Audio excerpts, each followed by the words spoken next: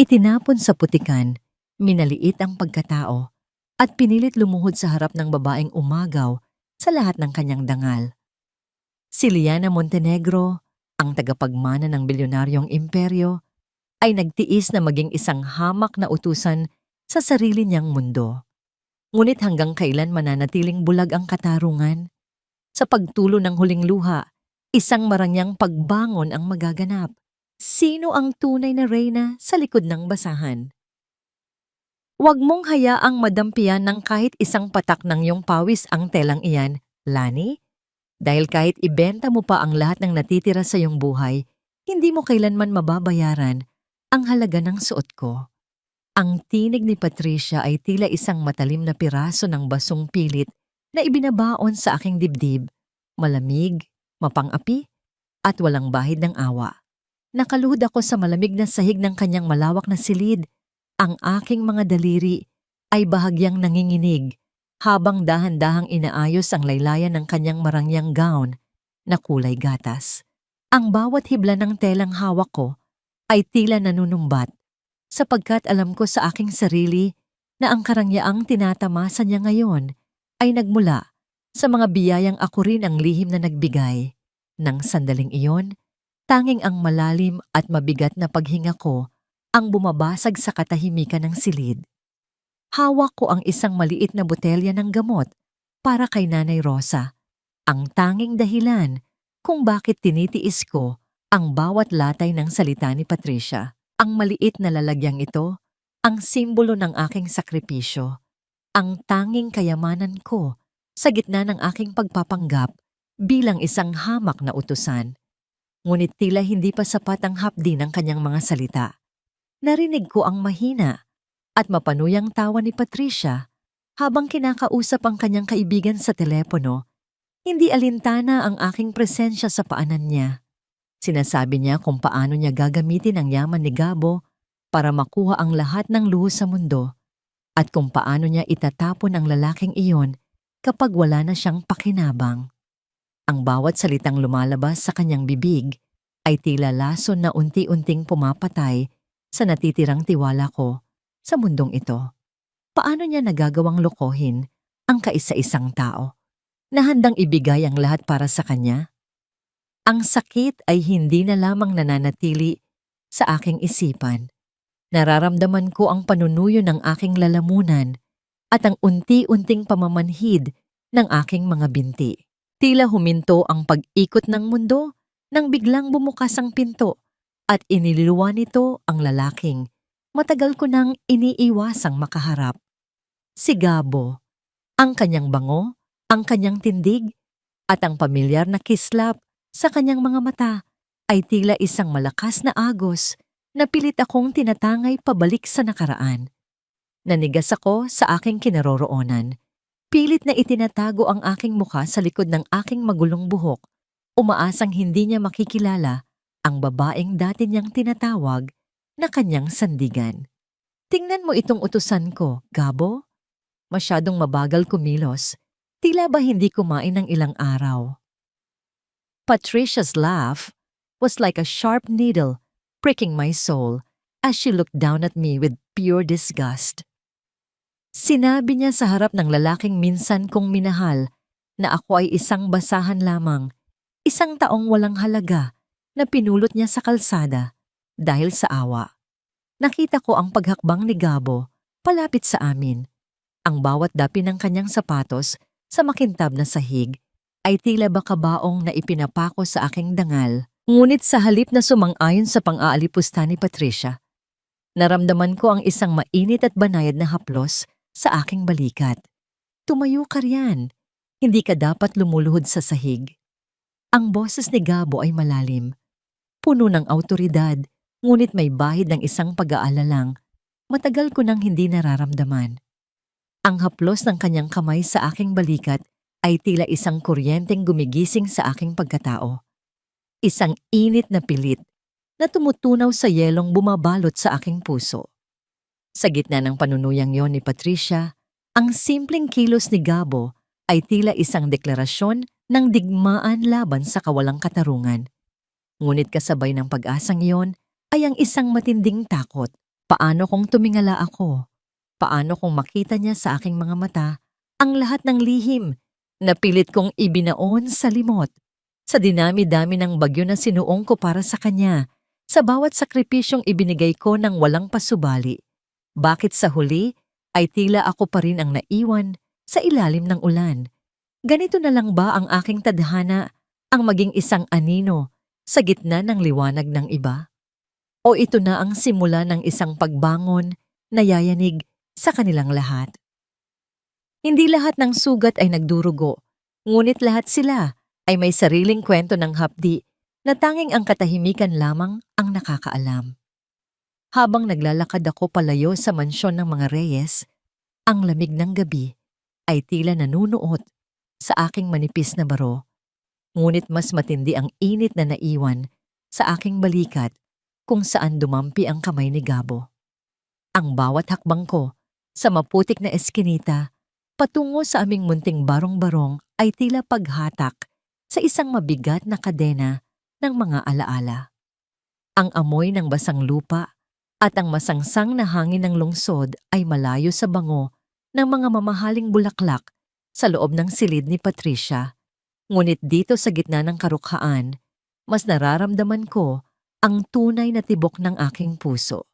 Nadatnan ko si Nanay Rosa na mahimbing na natutulog, ang kanyang paghinga ay mabigat at may kasamang mahinang tunog ng paghihirap na tila isang huni ng ibon na may bali ang pakpak. Dahan-dahan kong inilapag ang botelya ng gamot sa ibabaw ng aming luma at mabuway na mesa. Tumingin ako sa paligid ng aming munting tahanan, sa mga dingding na gawa sa pinagtagni-tagning kahoy at sa bubong na may mga bakas ng kalawang. Sino ang mag-aakala na ang babaeng naglalaba ng maruruming damit ng ibang tao ay ang siya ring babaeng minsang nanirahan sa isang palasyo na ang sahig ay gawa sa purong marmol? Naalala ko ang huling bilin ni Papa bago siya pumanaw, ang mga salitang naging angkla ko sa gitna ng unos. Lani, ang tunay na kayamanan ay hindi nasusukat sa ginto, kundi sa kakayahan mong manatiling tao kahit wala ka ng komportable na upuan sa mundong ito. Kumuha ako ng palanggana, ng maligamgam na tubig at dahan-dahang pinunasan ang mga kamay ni Nanay Rosa. Ang kanyang mga palad ay puno ng mga linya ng pagsasakripisyo, mga linyang katulad ng sa akin, na nakuha sa paggawa ng mga gawaing bahay para sa mga taong hindi marunong magpasalamat. Napansin kong nagising siya. Ang kanyang mga mata ay bahagyang bumukas at tumingin sa akin nang may halo ng awa at pagmamahal. Lani, anak, bakit tila mas lalong kumapal ang mga paltos sa iyong mga palad? May nangyari ba sa mansyon? Ang kanyang boses ay mahina, parang isang bulong ng hangin sa gitna ng gabi. Ngumiti ako ng pilit, pilit na itinatago ang pait ng aking karanasan kay Patricia. Wala po, Nay. Napagod lang po siguro ako sa pag-aayos ng mga kagamitan para sa kasal. Huwag niyo na po akong alalahanin. Ang mahalaga ay may gamot na kayo. Ngunit hindi sapat ang aking mga salita para mapawi ang kanyang pag-aalala. Sa gitna ng aming pag-uusap, bahagyang lumaylay ang aking kwelyo at doon ay sumilip ang isang bagay na matagal ko nang itinatago. Ang kwintas na may gintong palawit, ang simbolo ng aking nakaraan bilang isang Montenegro. Mabilis itong napansin ni Nanay Rosa. Kinuha niya ang aking kamay at hinawakan ang kwintas ng may panginginig. Hanggang kailan mo itatago ang ningning mo sa ilalim ng mga basahang ito, Lani? Hindi ka nilikha para maging tuntungan ng mga taong mapang-api. Ang utang na loob ko sa iyo ay hindi sapat na dahilan para hayaan mong mabulok ang iyong kabataan sa mundong hindi para sa iyo. Hindi ako nakapagsalita. Ang bawat salita ni Nanay Rosa ay tila isang malakas na hampas ng alon sa pampang ng aking pagkatao. Tiningnan ko ang kwintas na hawak niya, ang tanging koneksyon ko sa aking amang bilyonaryo at sa buhay na tinalikuran ko para sa katahimikan. Ngunit ang katahimikang yon ay tila unti-unti nang nilalamon ng ingay ng kawalang katarungan. Inisip ko si Gabo, ang kanyang maamong mukha na ngayon ay nakatali na sa isang babaeng puno ng panlilinlang. May karapatan ba akong manahimik habang ang mga taong mahalaga sa akin ay nahuhulog sa hukay na hinukay ng kasamaan? Lani, nangako ako sa iyong ama na babantayan kita, ngunit hindi ko akalaing ang pananatili mo sa tabi ko ang magiging bilangguan mo. Ang tinig ni Nanay Rosa ay puno ng pagsisisi at isang butil ng luha ang dahan-dahang gumulong sa kanyang kulubot na pisngi. Hinawakan niya ang aking muka at tumingin ng diretso sa aking mga mata. Oras na, anak. Buksan mo ang kwintas na yan at harapin mo ang bukas na sadyang inilaan para sa'yo. Bago pa tuluyang lamunin ng dilim ang lahat ng natitirang liwanag sa iyong buhay. Ano nga ba ang nakatago sa loob ng kwintas na yon na matagal nang kinatatakutan ni Lani na harap? Masyado kang maraming reklamo para sa isang taong ang trabaho lang ay magkuskos ng dumi ng iba. Ang boses ni Patricia ay pumailan lang sa gitna ng madilim na laundry area. Matalas at walang pakundangan habang itinuturo niya ang bunton ng mga puting bedsheet na tila mga bundok ng niyebe sa ilalim ng malamig na liwanag ng buwan. Huwag mong sabihing napapagod ka na dahil ang perang ibinabayad ko sa iyo ay higit pa sa halaga ng iyong buhay. Tinalikuran niya ako nang walang anumang bakas ng pagsisisi. Iniwan akong mag-isa sa gitna ng malamig na gabi, kasama ang amoy ng matapang na sabon at ang hapdi ng aking mga kamay na unti-unti nang sinusunog ng mga kemikal. Inilubog ko ang aking mga kamay sa palanggana na puno ng tubig na may yelo sa lamig. Ang bawat kuskus ko sa makapal na tela ay tila isang parusa sa aking sarili dahil sa labis na pagtitiis. Ang mga kemikal mula sa sabon ay unti-unting nanunuot sa aking mga paltos, nagdudulot ng isang hapdi na tila libu-libong karayom ang tumutusok sa aking balat. Napatingin ako sa aking mga kamay, mapula, magaspang at nanginginig. Ito ang mga kamay na dati ay nagpapatakbo ng mga kumpanya, ngunit ngayon ay hindi na halos makahawak ng isang pirasong tela dahil sa panghihina. Sa bawat pagpiga ko ng mabibigat at basang bedsheet, ang mga patak ng tubig na bumabagsak sa semento ay tila nagsisilbing mga luha ng aking nakaraan na hindi ko na magawang ilabas. Naramdaman ko ang isang presensya sa aking likuran, isang init na biglang tumalo sa lamig ng hangin. Bago ko pa man magawang lumingon, isang pares ng malalakas na kamay ang kumuha sa basang tela na pilit kong pinipiga. Si Gabo. Ang kanyang mukha ay seryoso at ang kanyang mga kilay ay halos magsalubong sa tindi ng pag-aalala. Lani, stop this. Hati na ng gabi. Bakit ikaw pa ang gumagawa nito? Hindi ba't may mga washing machine naman sa loob? Ang kanyang boses ay tila isang mainit na kumot na bumabalot sa aking giniginaw na pagkatao. Umiling ako at pilit na binawi ang tela, ngunit hindi niya binitawan ang aking mga kamay. Baka makita kayo ni Patricia, Sir Gabo. Ayaw ko pong magkaroon kayo ng away dahil sa akin. Isa lang akong trabahador dito, kaya ko po ito. Ngunit sa halip na bumitaw, mas lalo niyang hinigpitan ang hawak sa aking mga daliri. Dahan-dahan niyang tiningnan ang aking mga palad na punong-puno ng sugat. Ang kanyang mga mata ay tila nagniningning sa lungkot habang hinahaplos niya ang aking mga paltos gamit ang kanyang hinlalaki. Sa sandaling iyon, ang sakit ay tila biglang naglaho, napalitan ng isang kakaibang pintig sa aking dibdib na matagal ko nang ibinaon. You are not just a worker, Lani. I don't know why, but every time I see you, it feels like I'm looking at someone I've lost a long time ago. Hinayaan ko siyang tulungan ako. Pinanood ko siyang magpiga ng mga bedsheet. Ang kanyang mga braso ay bumubukol sa bawat kilos, isang larawan ng pagprotekta na hindi ko akalaing makikita ko muli. Sa gitna ng dilim, sa ilalim ng malamig na buwan, ang simpleng pagtulong niya ay tila isang lihim na panata. Ngunit ang sandaling iyon ay nabahira ng takot nang maalala ko ang aking natuklasan. Nakita ko kanina Sa labas ng silid ni Patricia ang mga dokumentong pilit niyang itinago, mga papeles na nagpapatunay na ninanakawan niya ang aking foundation. Ang perang dapat ay para sa mga batang lansangan at sa mga may sakit na tulad ni Nanay Rosa.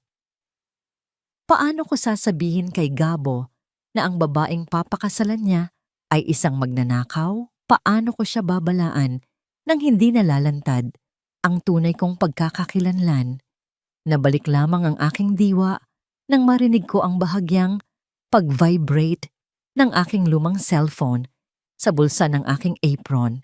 Isang tawag mula sa bangko. Mabilis akong lumayo kay Gabo para sagutin ito. Ang aking puso ay tila isang tambol na mabilis ang pagtibok. Hello, Ma'am Lani. This is from the Central Bank. We are calling regarding your foundation's account. May bigla ang paggalaw ng napakalaking halaga at kung hindi ito maibabalik bago matapos ang linggo, mapipilitan kaming isara ang inyong organisasyon at bawiin ang lahat ng inyong ari-arian. Ang boses ng nasa kabilang linya ay tila isang hatol ng kamatayan. Nanlamig ang aking buong katawan habang nakatingin kay Gabo na abala pa rin sa pagtulong sa akin. Ang perang iyon ang tanging pag-asa ng mga taong umaasa sa akin. Sa huling pagkakataon, ang katahimikan ba ang magiging kaligtasan ko o ito na ang magiging mitya ng aking tuluyang pagbagsak? Tila isang malamig na hininga ng kamatayan ang bumalot sa aking buong pagkatao matapos kong marinig ang balita mula sa bangko. Ang bawat salitang binitiwan ng nasa kabilang linya ay tila mga pako na isa-isang ibinabaon sa pundasyon ng aking mga pangarap. Napatingin ako sa malayo kung saan ang anino ng mansyon ay tila isang dambuhalang halimaw na handang lamunin ang lahat ng aking pinaghirapan. Ang pondong iyon ay hindi lamang pera. Iyon ang huling hininga ng aking ama, ang pag-asa ng mga batang walang matuluyan at ang gamot na nagpapanatili sa buhay ni Nanay Rosa. Lani, bakit tila namumutla ka? May masama bang nangyari? Ang boses ni Gabo ay muling bumasag sa katahimikan, puno ng pag-aalala na pilit kong iniiwasan. Humakbang siya palapit sa akin.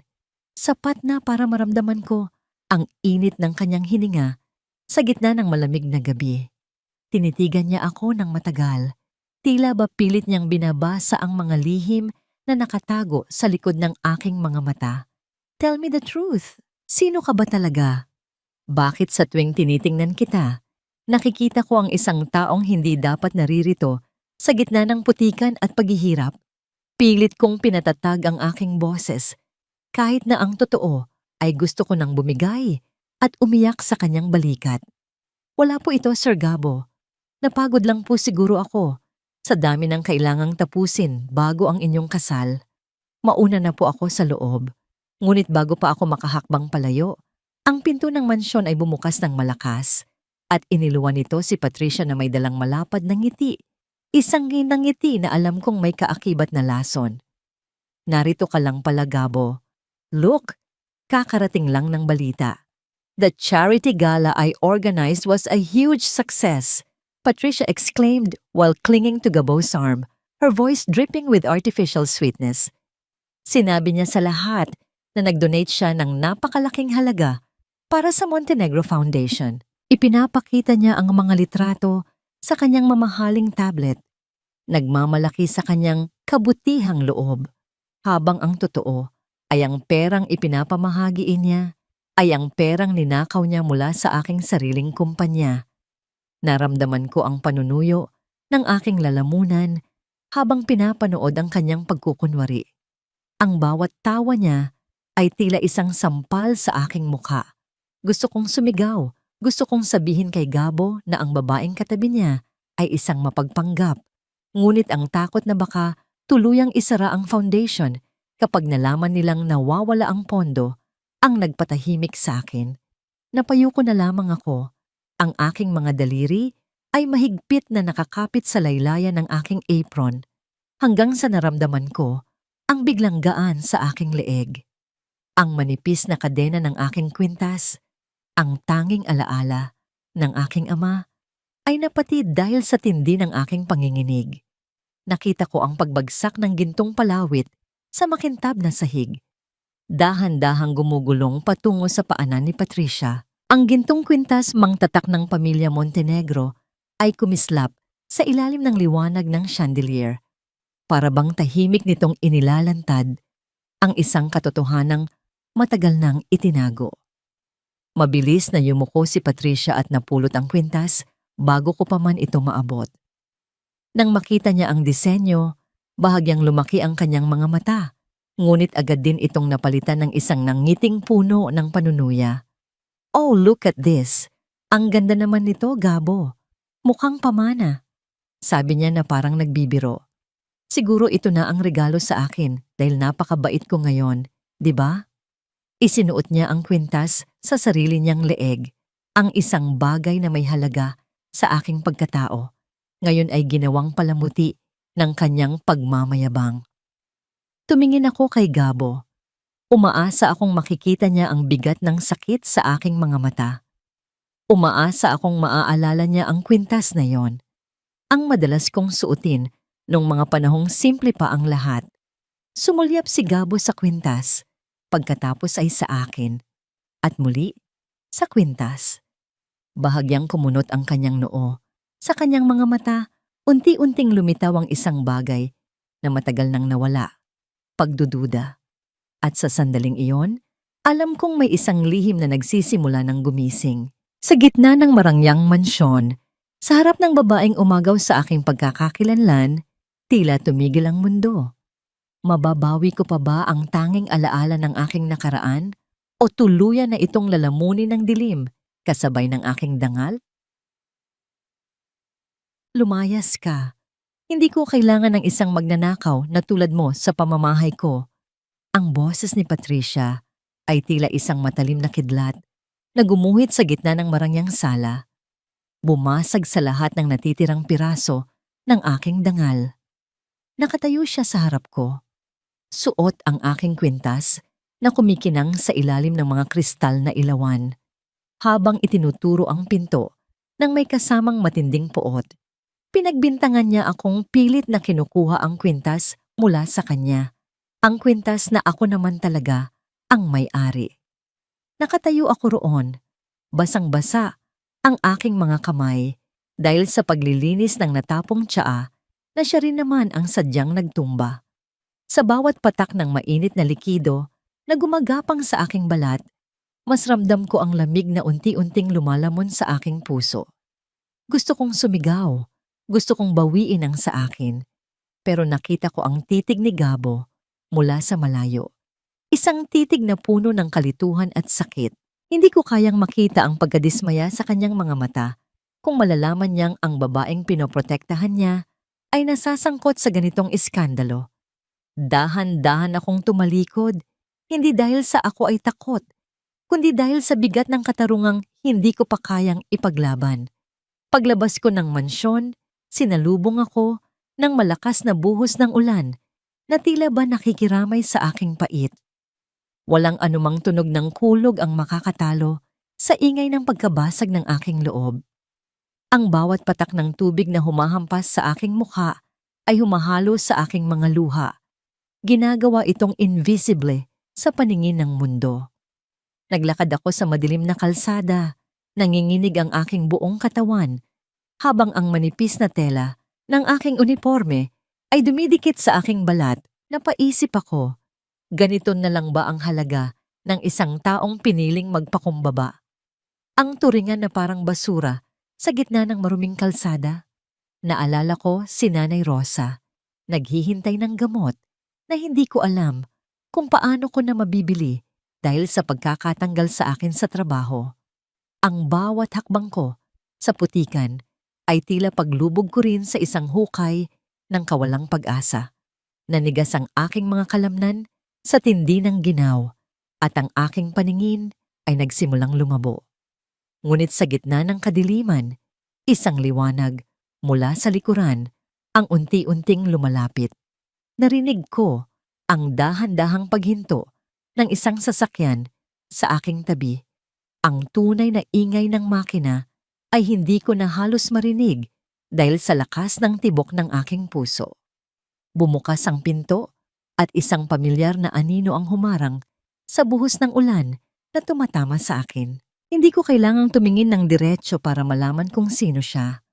Ang bango ng kanyang presensya ay sapat na para kilalanin ko ang lalaking hindi ako magawang iwan sa gitna ng bagyo.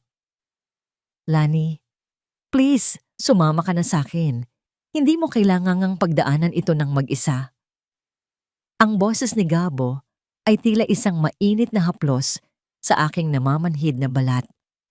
Hinubad niya ang kanyang mamahaling Amerikana at maingat na ibinalot ito sa aking mga balikat. Ang init ng kanyang damit ay tila isang yakap na matagal ko nang kinasasabikan. Isang proteksyong hindi ko akalaing muli kong mararamdaman. Tumingala ako sa kanya. Ang aking mga labi ay nanginginig sa lamig at sa kaba.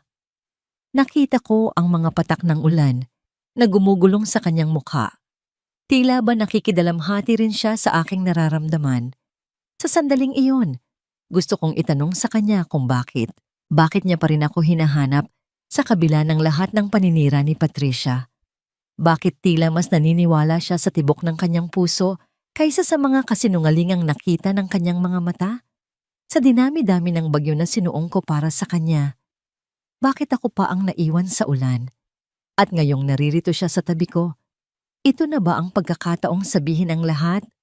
O ang kanyang paglapit ang magiging dahilan para mas lalong mapahamak ang aming mga puso? Sa loob ng sasakyan ni Gabo, ang tanging maririnig ay ang mahinang ugong ng makina na tila isang oyayi sa gitna ng nagngangalit na bagyo sa labas. Ang amoy ng kanyang mamahaling pabango, isang timpla ng balat at sariwang kahoy ay bumabalot sa akin. Pilit na pinapakalma ang aking nanginginig na kalamnan. Nakatingin ako sa labas ng bintana, pinapanood ang mga patak ng ulan na mabilis na gumugulong sa salamin. Tila mga luhang hindi na maubos-ubos. Ang kanyang Amerikana na nakabalot sa akin ay nagbibigay ng init. Ngunit sa loob ng aking dibdib, may isang bahagi ng aking puso na nananatiling kasing lamig ng yelo. Lani, hindi mo kailangang magsinungaling sa akin. Ang boses ni Gabo ay banayad, ngunit may pait na hindi maikakaila. Nakita ko ang reaksyon mo nang makuha ni Tricia ang kwintas na yon. Nakita ko ang sakit sa iyong mga mata. Hindi yon reaksyon ng isang taong nagnakaw, kundi ng isang taong ninakawan. Hinigpitan niya ang hawak sa manibela. Ang kanyang mga libro sa daliri ay namumuti sa tindi ng kanyang nararamdaman. Bakit mo hinahayaang tapakan kanya ng ganoon? Gusto kong sumagot. Gusto kong isigaw na ang kwintas na yon ay ibinigay sa akin ni Papa. Bago siya malagutan ng hininga, gusto kong sabihin na ang babaeng pakakasalan niya sa makalawa ay ang siyang dahilan kung bakit unti-unting nauubos ang pondo para sa mga may sakit. Pero nanatiling nakatikom ang aking bibig. Ang pag-amin sa aking pagkakakilanlan ay nangangahulugan ng pagpasok muli sa mundong tinalikuran ko na, isang mundong puno ng pagkukunwari at panganib. Sir Gabo, may mga bagay na mas mabuting manatiling lihim. Bulong ko habang nakatitig sa aking mga kamay na puno ng gasgas. Sapat na po sa akin na tinulungan niyo ako ngayon. Pero pakiusap, ibaba niyo na ako rito. Hindi nararapat ang isang katulad niyo sa lugar na pupuntahan ko.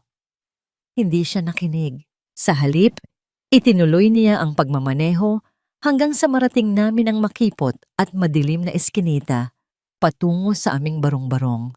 Nang huminto ang sasakyan, nakita ko ang gulat sa kanyang mga mata habang tinitingnan ang paligid, ang mga tagpi-tagping yero, ang amoy ng kanal, at ang kahirapang tila walang katapusan. Sa sandaling iyon, ramdam ko ang agwat ng aming mga mundo. Siya ang prinsipe ng alta sosyedad, at ako ang aninong nagtatago sa putikan. Pagbaba ko, hindi ko na hinintay na makapagsalita pa siya. Mabilis akong pumasok sa aming bahay, basa at nanginginig. Nadatnan ko si Nanay Rosa Nagising pa rin. Yakap ang isang lumang radyo. Nang makita niya ang aking kalagayan at ang mamahaling Amerikana na suot ko, alam kong hindi na ako makakatakas sa katotohanan. Ngunit bago pa man makapagtanong ang matanda, tumunog ang aking lumang cellphone. Isang mensahe mula sa aking private investigator. Ma'am Liana, kumpirmado na po. Inilipat ni Patricia Reyes ang huling pondo ng Montenegro Foundation sa isang offshore account. Gagamitin niya ito para bayaran ang mga utang ng pamilya niya bago ang kasal. Bukas, mawawalan na ng kuryente at gamot ang buong charity hospital. Nabitawan ko ang cellphone sa sahig. Ang tunog ng pagbagsak nito sa kahoy ay tila hudyat ng pagwawakas ng aking pasensya. Sa loob ng maraming taon, pinili kong manahimik. Pinili kong magtiis. Pero ang pagnakawan ang mga taong wala ng laban ay isang kasalanang hindi ko mapapalampas. Lumingon ako sa bintana at nakita ko ang sasakyan ni Gabo na nananatili pa rin sa labas. Ang mga ilaw nito ay nagsisilbing munting bituin sa gitna ng kadiliman. Hindi na ito tungkol sa akin. Hindi na ito tungkol sa kwintas o sa pag-ibig na nawala. Ito ay tungkol sa katarungan. Kinuha ko ang aking kwintas na iniwan ni Nanay Rosa sa mesa. Ang gintong may tatak ng Montenegro na may lihim na compartment sa loob. Dahan-dahan ko itong binuksan, inilalantad ang isang micro SD card na naglalaman ng lahat ng ebidensya ng korupsyon ni Patricia. Bukas ang araw ng kasal, ang araw na dapat ay pinakamasaya sa buhay ni Gabo. Ngunit ito rin ang araw na itatama ko ang lahat.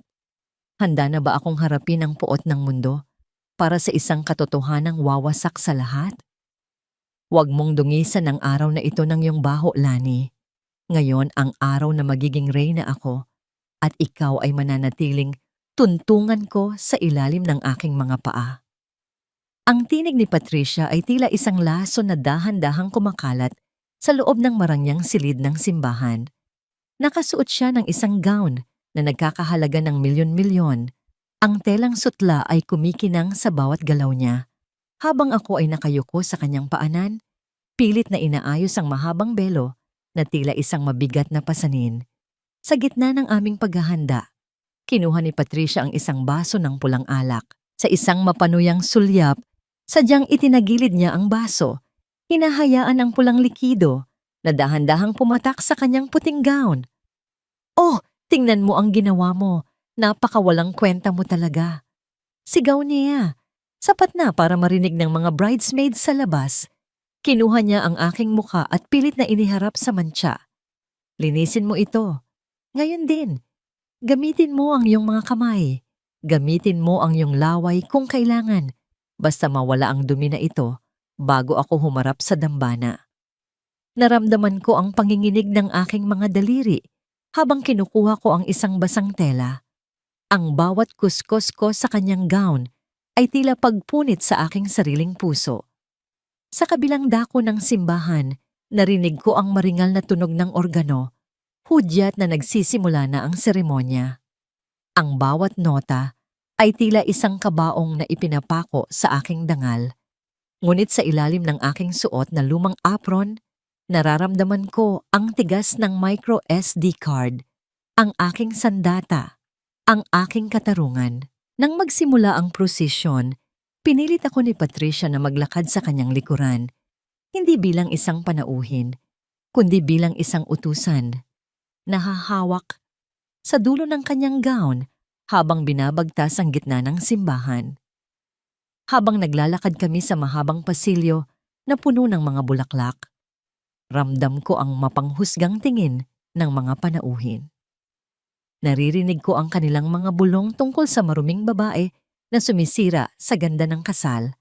Ang bawat hakbang ko sa pulang carpet ay tila paglakad sa nagniningas na apoy. Pagdating sa gitna, biglang huminto si Patricia.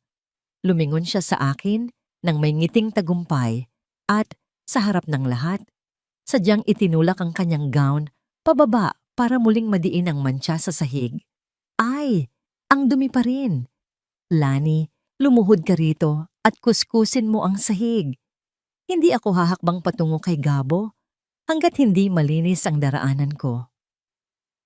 Ang katahimikan sa loob ng simbahan ay naging bingi. Ang lahat ng mata ay nakatuon sa akin. Ang bilyonaryong nagpapanggap na dukha, ang reynang pinipilit maging alipin. Dahan-dahan akong lumuhod sa gitna ng aisle, sa harap ng altar at sa harap ng lalaking mahal ko. Ang lamig ng marmol ay tumagos sa aking mga tuhod, ngunit mas malamig ang pakiramdam ng aking kaluluwa. Tumingala ako at nakita ko si Gabo na nakatayo sa dambana. Ang kanyang mukha ay maputla. Ang kanyang mga mata ay puno ng hindi maipaliwanag na sakit habang pinapanood niya akong tila isang hayop na inuutusan sa harap ng maraming tao. Sa sandaling iyon, ang kwintas na ninakaw ni Patricia mula sa akin ay kuminang sa ilalim ng ilaw ng simbahan. Nakita ko ang pagtitig ni Gabo sa gintong palawit na iyon at pagkatapos ay ang mabilis na paglipat ng kanyang tingin sa aking mga mata. May kung anong nagbago sa kanyang ekspresyon, isang pagkilala, isang pagkagulat, at isang puot na hindi para sa akin, kundi para sa babaeng nasa tabi niya. Itigil ang seremonya. Ang boses ni Gabo ay narinig sa buong simbahan, hindi bilang isang bulong, kundi bilang isang utos na nagpahinto sa lahat ng paghinga. Binitawan niya ang mga kamay ni Patricia at dahan-dahang humakbang pababa mula sa altar. Patungo sa akin na nakaluhod pa rin sa putikan ng kanilang kasinungalingan. Sa bawat yabag ng kanyang sapatos sa sahig, ramdam ko ang pagyanig ng mundo ni Patricia. Bakit huminto ang lahat? Bakit sa gitna ng inaasahang tagumpay ni Patricia, ang mga mata ng lahat ay unti-unting nababaling sa isang katotohanang matagal ko nang ibinaon? Sa paglapit ni Gabo, ang kamay ba niya ang magbabangon sa akin? O ito na ang huling pagkakataon na makikita ko siyang malaya bago ko wasakin ang lahat ng kanyang pinaniniwalaan? Ang bawat yabag ni Gabo sa marmol na sahig ng simbahan ay tila isang hatol na nagpapahinto sa tibok ng aking puso. Huminto siya sa aking harapan, binaliwala ang mga bulong-bulungan ng mga panauhin at ang naniningkit na mga mata ni Patricia. Dahan-dahan siyang lumuhod, ang kanyang mamahaling pantalon ay nadampyan ng dumi sa sahig, ngunit tila wala siyang pakialam.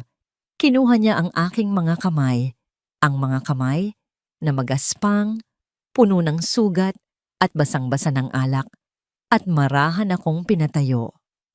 Gabo, ano bang ginagawa mo? Wedding natin ito. Bakit mo hinahawakan ang maruming babaeng yan? Ang sigaw ni Patricia ay pumailan lang, puno ng desperasyon at puot. Ngunit hindi siya nilingon ni Gabo. Ang kanyang mga mata ay nanatiling nakatitig sa akin. Tila ba pilit niyang binubuo ang isang puzzle na matagal nang nawawala ang mga piraso. Saan mo nakuha ang kwintas na suot mo, Patricia? Ang boses ni Gabo ay mababa, ngunit puno ng panganib na nagpatahimik sa buong paligid. Hinawakan niya ang gintong palawit sa leeg ni Patricia ng may panginginig. Sinabi mo sa akin na heirloom ito ng pamilya niyo, pero nakita ko na ito noon. Ang disenyo ng Montenegro, ang nakatagong ukit sa likod na tanging ang pamilya lang namin at ang pamilya Montenegro ang nakakaalam. Nagsimulang mamutla si Patricia. I bought it. Binili ko yan sa isang antique shop. Gabo, huwag mong hayaang sirain ng isang utusan ang araw natin. Pilit niyang hinila si Gabo pabalik sa altar, ngunit nanatiling nakatayo ang lalaki na tila isang pader. Huminga ako ng malalim. Ito na ang sandaling kinuha ang lahat sa akin, at ito rin ang sandaling ibabalik ko ang lahat. Dahan-dahan kong inalis ang aking suot na apron, inilalantad ang aking simpleng damit sa ilalim. Tumingin ako ng diretso kay Patricia, hindi na bilang sila ni na utusan, kundi bilang ang babaeng matagal na niyang ninanakawan ng dangal. Ang kwintas na yan ay hindi nabibili sa kahit anong antique shop, Patricia. Iyan ang huling regalo ng aking ama, si Leonardo Montenegro. Bago siya pumanaw, ang aking tinig ay matatag, umaaling-aungaw sa bawat sulok ng simbahan. At ang perang ginamit mo para bayaran ang mga utang ng pamilya mo, ang perang ginamit mo para sa marangyang kasal na ito, iyan ang perang kinuha mo mula sa Montenegro Foundation. Isang malakas na ingay ng pagbukas ng pinto ang umagaw sa atensyon ng lahat. Pumasok ang isang grupo ng mga lalaking naka-Amerikana. Bitbit ang mga itim na briefcase. Sa gitna nila ay si Attorney Valdes, ang pinakapinagkakatiwalaang abogado ng aking ama. Naglakad sila ng may awtoridad patungo sa altar. Binabagtas ang pasilyong puno ng mga naguguluhang bisita. Ma'am Liana, narito na po ang mga papeles na nagpapatunay ng illegal fund transfers mula sa account ng foundation patungo sa personal account ni Miss Patricia Reyes, wika ni Attorney Valdes habang iniaabot sa akin ang isang folder. Lumingon siya kay Gabo at sa mga panauhin. Ipagpaumanhin niyo ang abala. Ngunit narito rin kami para bawiin ang lahat ng ari-ariang kasalukuyang tinitirhan ng mga Reyes dahil ang lupang kinatatayuan ng kanilang mansyon ay pag-aari ng Montenegro Estates. Nanigas si Patricia. Ang kanyang mukha na kanina ay puno ng pagmamataas, ay ngayon ay tila isang basang papel na nayuyupi. Napatingin siya sa paligid, sa mga kaibigan niyang nagsimula ng magbulungan, sa kanyang mga magulang na hindi na makatingin ng diretsyo, at sa huli, kay Gabo. Dahan-dahang hinubad ni Gabo ang kanyang butonyere at binitawan ito sa sahig. Tumingin siya kay Patricia nang may matinding disgusto. Hindi kita kilala. Ang babaeng minahal ko ay hindi isang magnanakaw at mapang-api. Muli siyang humarap sa akin, ang kanyang mga mata ay puno ng pagsisisi at isang hindi maipaliwanag na ningning. Liana, ikaw nga ba talaga iyan? Ngumiti ako ng mapait habang hinahawakan ng micro SD card sa aking palad. Ang katarungan ay hindi laging mabilis, Gabo, pero laging dumarating ang oras na ang katotohanan ang siyang magpapalaya sa atin. Ngunit sa gitna ng aking tagumpay, isang tanong ang nananatili sa aking isipan. Ano ang gagawin ni Patricia ngayong alam na ng lahat na ang reynang kinatatakutan nila ay isa lamang mapagpanggap na walang kahit isang kusing sa kanyang bulsa?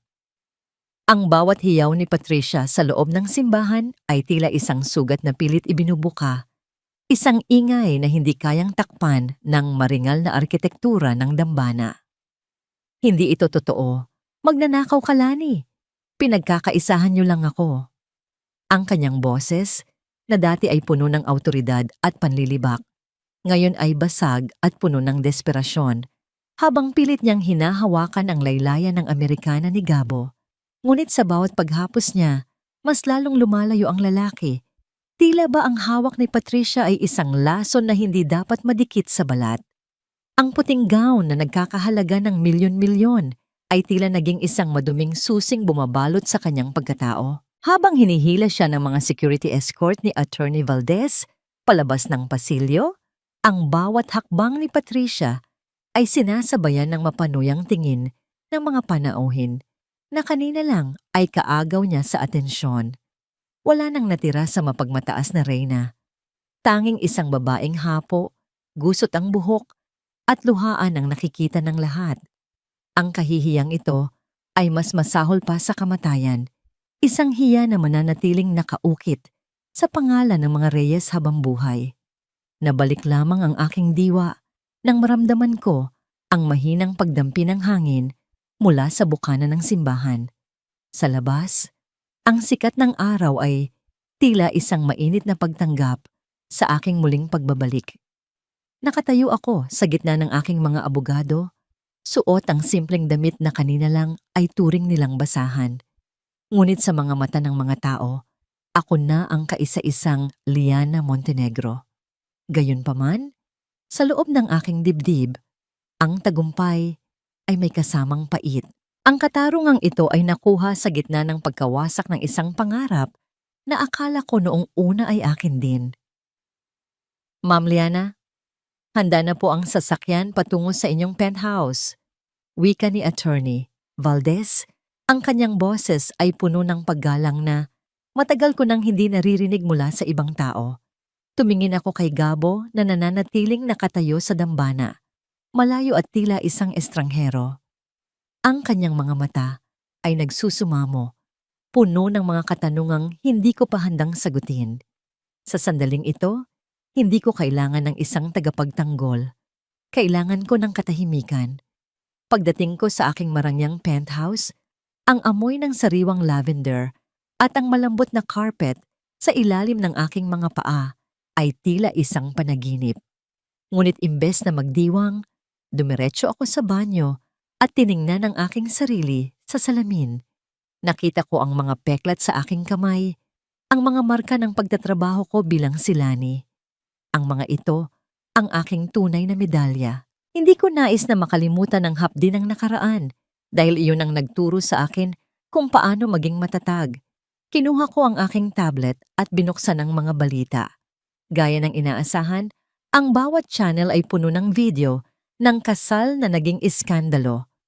Ngunit may isang bagay na pumukaw sa aking atensyon, isang live stream ni Patricia mula sa isang hindi kilalang lokasyon. Ang kanyang mukha ay madilim, ang kanyang mga mata ay nanlilisik sa galit. Huwag mong isiping tapos na ito, Liana Montenegro. Ang kanyang bulong sa harap ng kamera ay tila isang banta mula sa ilalim ng lupa. Kung babagsak ako, sisiguraduhin kong isasama kita sa impyerno. Isang malamig na kilabot ang gumapang sa aking likuran. Alam ko ang ugali ni Patricia. Kapag wala na siyang mawawala, mas lalo siyang nagiging mapanganib. Sa kabila ng aking yaman at kapangyarihan, naramdaman ko ang isang panganib na hindi kayang pigilan ng mga abogado o bodyguard. Ano ang huling baraha na hawak ni Patricia na kayang sumira hindi lang sa akin, kundi sa lahat ng mga taong mahal ko? Ang bawat hininga ni Nanay Rosa ay hindi na kasimbigat ng dati. Sa loob ng marangyang silid ng ospital na ito, kung saan ang amoy ng sariwang puting liryo ay humahalimuyak at ang banayad na lamig ng hangin ay nagbibigay ng kapanatagan. Tila isang himala ang unti-unting pagbabalik ng kulay sa kanyang mga pisngi. Wala na ang masangsang na amoy ng estero at ang nakapapasong init ng bubong na yero. Nakaupo ako sa tabi ng kanyang kama, hinahaplos ang kanyang kamay na ngayon ay malinis at maayos na naalagaan. Ito ang tunay na tagumpay para sa akin, hindi ang pagbawi sa aking mga ari-arian, kundi ang makitang muling dumaraloy ang pag-asa sa mga taong nagmahal sa akin noong ako ay wala pang kahit ano.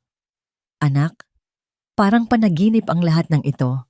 Mahinang bulong ni Nanay Rosa habang nakatingin sa malawak na bintana kung saan tanaw ang dahan-dahang paglubog ng araw sa Manila Bay. Salamat dahil hindi ka sumuko sa akin, kahit na ang sarili mong buhay ay itinaya mo. Ngumiti ako sa kanya, isang nangiting hindi napilit kundi puno ng pasasalamat. Hinawakan ko ang kanyang kamay ng mahigpit, dama ang pintig ng kanyang puso na tila isang awit ng pasasalamat sa bagong pagkakataong ibinigay sa amin. Sa sumunod na mga linggo, itinuon ko ang aking buong lakas sa muling pagtatayo ng Montenegro Foundation. Hindi na ako nagtatago. Ako na ang mukha ng kumpanya, ang babaeng dumaan sa putikan at lumabas na mas matatag kaysa sa kahit anong brilyante. Ang bawat proyektong sinisimulan ko, mula sa mga libreng gamot para sa mga mahihirap hanggang sa mga paaralan para sa mga batang lansangan, ay ginagawa ko ng may higit na pag-unawa. Dahil alam ko ang pakiramdam ng magutom. Alam ko ang pakiramdam ng tratuhin na parang hangin. Ang aking tagumpay ay hindi na tungkol sa paghihiganti kay Patricia, kundi sa pagpapatunay na ang kabutihan ay may sariling paraan ng pagbabalik sa atin. Isang hapon, habang abala ako sa pagpirma ng mga dokumento sa aking bagong opisina, naramdaman ko ang isang pamilyar na presensya sa pintuan. Hindi ko na kailangang lumingon para malaman kung sino siya. Ang bawat hakbang niya sa makinis na sahig ay tila isang paalala ng lahat ng aming pinagdaanan. Pumasok si Gabo, ngunit wala na ang mapagmataas na tindig ng isang lalaking ikakasal. Mukha siyang pagod, ngunit ang kanyang mga mata ay mas malinaw at tapat kaysa noong huli kaming nagkita. Liana, hindi ako napunta rito para humingi ng isa pang pagkakataon sa pag-ibig. Simula niya, ang kanyang boses ay tila isang marahang hampas ng alon sa pampang. Inilapag niya ang isang makapal na folder sa aking mesa. Narito ako para ibigay ang mga ebidensyang nakalap ko tungkol sa mga ilegal na transaksyon ng pamilya Reyes. Gusto kong tumulong sa paglilinis ng pangalan ng foundation mo. Ito ang utang na loob ko sa iyo at sa pagkakaibigang sinira ko dahil sa aking pagkabulag. Tinitigan ko ang folder. Pagkatapos ay tumingin ako sa kanya. Nakita ko ang pagsisisi, ang pagkilala sa kanyang mga pagkakamali, at ang pagnanais na ituwid ang lahat. Sa sandaling iyon, naramdaman ko ang huling tinik na nakabaon sa aking puso na unti-unting nabubunot. Ang pagpapatawad ay hindi para sa kanya, kundi para sa aking sariling katahimikan. Salamat, Gabo. Ang tulong mo ay malaking bagay para sa mga bata. Wika ko ng may seryoso, ngunit kalmadong tono. Hindi ko siya kailangan para maging buo, ngunit ang katarungang hatid niya ay isang regalong tatanggapin ko. Habang papaalis siya, bigla siyang huminto at lumingon muli. May isa pa akong nalaman, Liana. Bago namatay ang iyong ama, may iniwan siyang isang liham sa akin. Isang liham na nagsasabing alam niyang darating ang araw na magtatagpo muli ang ating mga landas. At sa liham na yon, binanggit niya ang isang lihim na hindi mo pa alam tungkol sa dahilan ng kanyang pagpiling mamuhay ng simple bago siya mawala. Nanigas ako sa aking kinauupuan. Ang lihim ng aking ama. Akala ko ay alam ko na ang lahat. Tila bumalik ang kaba sa aking dibdib habang iniisip kung ano pa ang maaaring itinatago ng aking nakaraan. Anong lihim, Gabo? Ang aking tanong na halos pabulong na lamang sa tindi ng kuryosidad. Ngunit bago siya makasagot, ang tunog ng isang mabilis na pagpasok ng aking sekretarya ang bumasag sa aming usapan. Ang kanyang mukha ay puno ng matinding takot habang itinuturo ang telebisyon sa dingding. Isang balita ang kasalukuyang nagpapakita ng isang malaking sunog sa isa sa aming mga warehouse at sa gitna ng usok, isang pamilyar na anino ang nakitang tumatawa ng walang katinuan. Si Patricia. Ang langit na dati ay kulay ube at kahel dahil sa papalubog na araw ay biglang nalamon ng isang nakapandidiring kulay ng abo at nagngangalit na apoy. Habang mabilis na binabaybay ng aming sasakyan ang daan patungo sa warehouse, ang tibok ng aking puso ay tila nakikipagkarera sa bilis ng bawat ikot ng gulong. Hindi ko inisip ang halaga ng mga materyales na nandoon. Ang tanging nasa isip ko ay ang mga manggagawang maaaring nakulong sa loob at ang alaala ng aking ama na nakabaon sa bawat poste ng gusaling iyon. Ang amoy ng sunog na goma at kahoy ay nagsimula nang pumasok sa loob ng sasakyan. Isang amoy na tila nanunumbat sa aking panandaliang katahimikan. Nang makarating kami, bumulaga sa akin ang isang impyerno sa lupa. Ang mga dambuhalang dila ng apoy ay tila sumasayaw ng may kasamaang loob. Nilalamon ang lahat ng madadaanan nito. Ngunit sa gitna ng kaguluhan, sa gitna ng mga taong nagtatakbuhan at nagsisigawan, nakita ko siya. Nakatayo si Patricia sa tapat ng naglalagablab na gusali. Ang kanyang mukha ay marumi. Ang kanyang gown na dati ay puti, ay ngayon ay naging kulay ube at itim dahil sa uling. Siya ay tumatawa. Isang tawang walang katinuan. Isang tawang nagmumula sa isang kaluluwang matagal nang nabulok sa inggit. Liana, tingnan mo. Wala na ang iyong kaharian. Sigaw niya. Ang kanyang boses ay pilit na lumalaban sa ingay ng mga bumabagsak na bahagi ng gusali. Kung hindi ako magiging reyna, walang sino man ang magiging masaya. Lalapit sana ako sa kanya. Ngunit naramdaman ko ang mahigpit na pagpigil ni Gabo sa aking braso. Ang kanyang mga mata ay puno ng takot para sa akin. Isang takot na mas matindi pa sa init ng apoy sa aming harapan. Liana, don't! It's too dangerous. Hayaan mo na ang mga autoridad ang gumawa niyan. Ang pakiusap ni Gabo. Ngunit tinitigan ko siya ng matatag. Sa sandaling ito, hindi ako ang biktima. Ako ang nagmamay-ari ng aking tadhana. Marahan kong inalis ang kanyang kamay. Hindi ito tungkol sa gusali, Gabo. Tungkol ito sa pagtatapos ng isang bangungot. Humakbang ako palapit kay Patricia. Sapat na para maramdaman ko ang nakapapasong init sa aking balat. Patricia, itigil mo na ito. Wala nang babalikan ang galit mo. Tingnan mo ang sarili mo. Tila ka na isang ligaw na kaluluwa sa gitna ng apoy na ikaw din ang gumawa. Ang aking boses ay kalmado, isang kabaligtaran ng kaguluhang nakapaligid sa amin. Nakita ko ang panandaliang paghinto ng kanyang tawa. Ang kanyang mga mata ay nagtagpo sa akin at doon ko nakita ang isang matinding lumbay na nakatago sa likod ng kanyang puot. Bakit, Liana? Bakit sa kabila ng lahat ng ginawa ko, ikaw pa rin ang pinagpapala?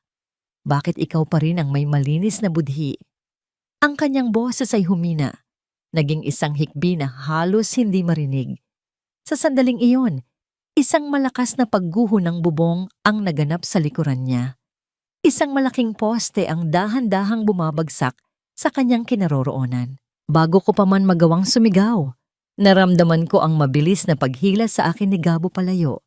Nang humupa ang alikabok, nakita namin si Patricia na nakahandusay, hindi dahil tinamaan siya ng poste, kundi dahil sa matinding panghihina ng kanyang loob. Sa gitna ng trahedyang ito, iniabot sa akin ni Gabo ang liham na binabanggit niya kanina.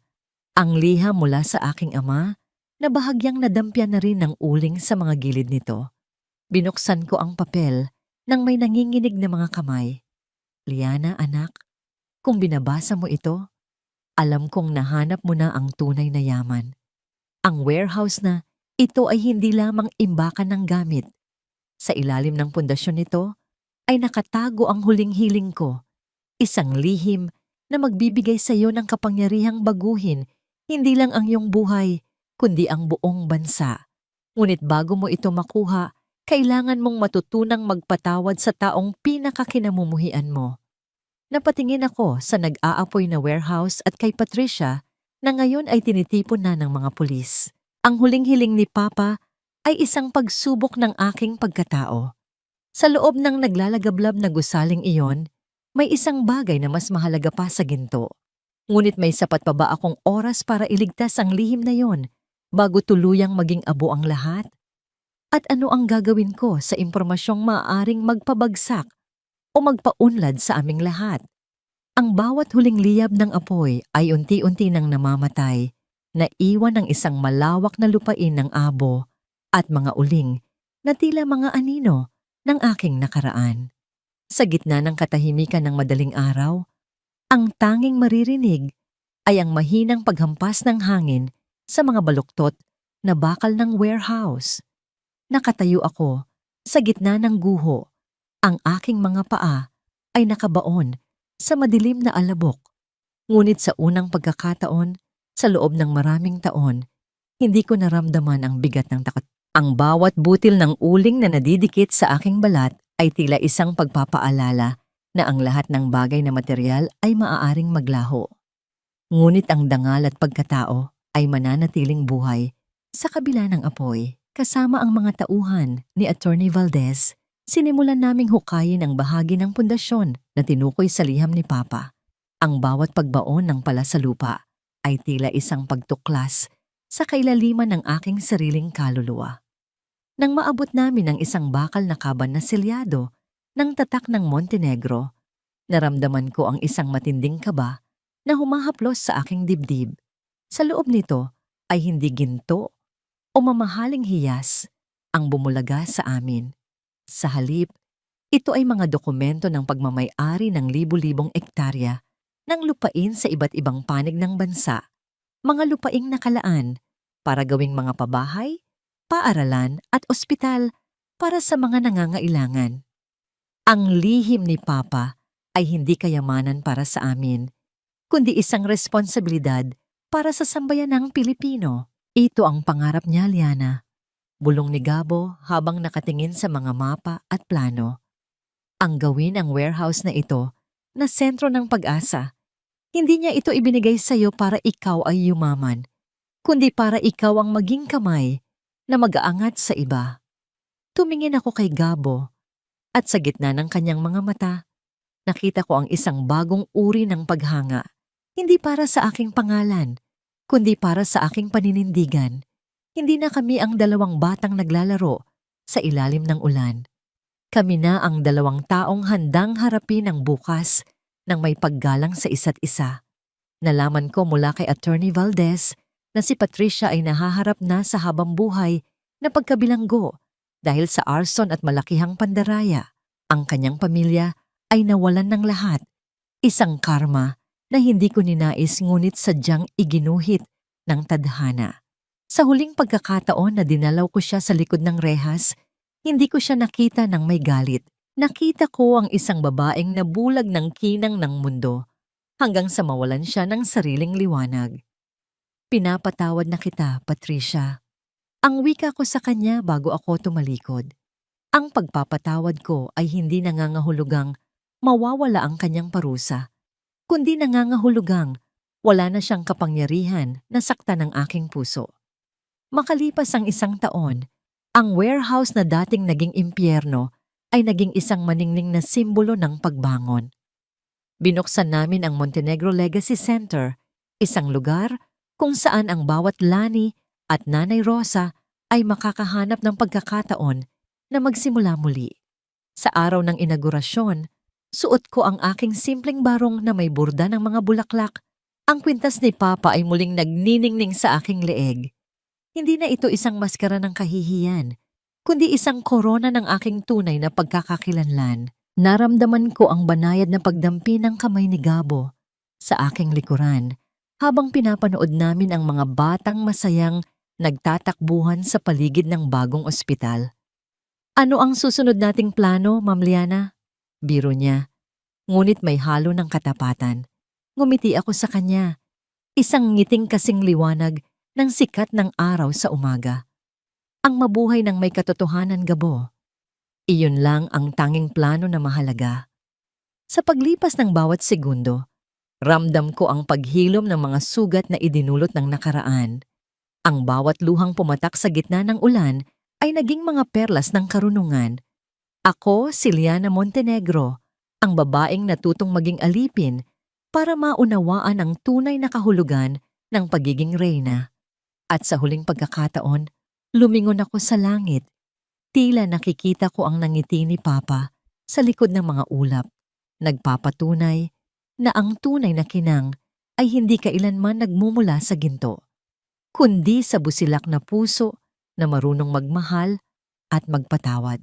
Ang dahan-dahang paghalik ng dagat sa dalampasigan ay tila isang banayad na haplos ng kalikasan, isang pagpapaalala na ang bawat alon na dumarating ay may dalang bagong simula habang tinatangay ang mga bakas ng nakaraan. Nakatayo ako sa puting buhangin ng aming rest house sa Batangas, pinapanood ang unti-unting pagpinta ng langit ng mga kulay na rosas, ube at ginto. Ang malamig na simoy ng hangin na nagmumula sa malawak na karagatan ay humahalimuyak ng ngalat at kalayaan. Isang kalayaang matagal kong ipinagkait sa aking sarili. Sa aking leeg, ang kwintas ng aking ama ay nananatiling nakasabit, hindi na bilang isang pabigat, kundi bilang isang agimat na nagpapaalala sa akin na ang bawat pagsubok ay may katapusan. Liana, tignan mo si Nanay Rosa, parang bata, kung makangiti habang pinapanood ang mga bata sa foundation na naglalaro. Ang malalim na boses ni Gabo ay narinig ko sa aking likuran. May kasamang init na tila isang yakap sa gitna ng dapit hapon. Lumapit siya sa aking tabi. Bitbit ang 2 baso ng sariwang juice Ang kanyang mga mata ay nagniningning sa tuwa habang nakatingin sa malayo. Sa loob ng 1 taon, ang aming pagkakaibigan ay naging pundasyon ng mas malalaking pangarap. Siya ang tumutulong sa akin sa aspetong legal at teknikal ng aming mga proyekto. Isang tapat na katuwang na natutong rumespeto sa aking espasyo at sa aking pagiging malaya. Tumingin ako sa direksyon ni Nanay Rosa. Maayos na ang kanyang kalusugan at ang kanyang mukha ay puno ng kapayapaan habang inaalagaan ang mga batang ulila na aming kinupkop. Sa bawat tawa ng mga batang iyon, nakikita ko ang bunga ng aking pagtitiis. Hindi ko kailangan ng korona o marangyang gown para maramdamang ako ay isang reyna. Ang makita ang mga taong ito na may pagkain sa mesa at pag-asa sa kanilang mga mata ay higit pa sa lahat ng bilyon na iniwan ni Papa. Ang aking tagumpay ay hindi nasusukat sa aking bank account, kundi sa dami ng mga pusong natulungan kong maghilom. Nabalitaan ko kamakailan na si Patricia ay nagsisimula nang tanggapin ang kanyang kapalaran sa loob ng piitan. Sinasabing naging tahimik na siya at madalas makitang nagbabasa ng mga aklat sa tsapel ng bilangguan. Hindi ko na nararamdaman ang pait o puot kapag naririnig ko ang kanyang pangalan. Ang galit ay isang bilangguan na ako mismo ang nagbukas para sa aking sarili. At ang pagpapatawad ang kaisa-isang susi na nagpalaya sa akin. Ang katarungan ay naibigay na ng batas at ang katahimikan ay ibinigay na ng aking puso. "You look peaceful, Liana," bulong ni Gabo. Ang kanyang titig ay nananatili sa akin ng may malalim na paggalang. Hindi ko akalaing ang babaeng nakilala ko bilang si Lani ay mas matibay pa sa kahit anong bagyo. Ngumiti ako sa kanya, isang ngiting kasing linaw ng tubig sa dagat. Dahil ang pagiging Lani ang nagturo sa akin na ang tunay na lakas ay wala sa kapangyarihan, kundi sa kakayahang magmahal sa gitna ng kawalan. Hindi ko alam kung ano ang dala ng bukas o kung may puwang pa para sa isang bagong pag-ibig sa aking buhay. Ngunit sa sandaling ito, sapat na ang malamig na hangin, ang tawa ni Nanay Rosa, at ang tagumpay ng aking mga adhikain. Ang huling sinag ng araw ay dahan-dahang naglaho, nagbibigay daan sa mga bituin na isa-isang sumisilip sa kalangitan. Ako si Liana Montenegro, ang babaeng dumaan sa apoy para lamang matuklasan na ang kanyang kaluluwa ay hindi nasusunog. Ito ay nagliliyab lamang para magbigay ng liwanag sa iba. Ang kwento ng aking buhay ay hindi nagtatapos sa isang kasal, kundi sa isang panata. Na habang buhay akong mananatiling boses para sa mga walang tinig at kamay para sa mga nangangailangan. Sa huli, ang tunay na kayamanan ay hindi ang ginto na hawak ng iyong mga kamay, kundi ang pag-ibig na iniwan mo sa puso ng bawat taong iyong nakasalamuha.